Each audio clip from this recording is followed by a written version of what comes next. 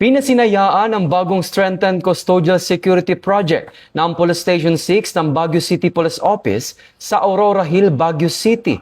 Nito ay 12 ng Mayo taong kasalukuyan.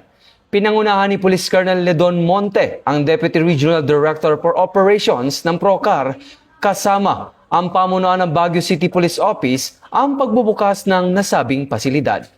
Tampok sa proyekto ang mga modernong pagbabago, gaya ng structural reinforcement para sa mas matibay na mga selda, pagpapalakas ng CCTV monitoring system para sa mas maigpit na pagbabantay sa mga detainees at kaligtasan ng otoridad. Ipinamalas din ng PNP ang kanilang Serve with the Heart sa pamamagitan ng programang Panagaywan Iti Kailian 2.0 kung saan namahagi ng 2 wheelchairs para sa mga stroke patients at namigay din ng 10 portable nebulizers. Ayon kay Police Colonel Monte, ang inisyatibong ito ay patunay na ang modernisasyon ng pulisya ay hindi lamang para sa pagpapatupad ng batas, kundi para sa kapakanan at seguridad ng buong komunidad. Ito ang bagong PNP para sa bagong Pilipinas. Serbisyong mabilis, tapat at nararamdaman.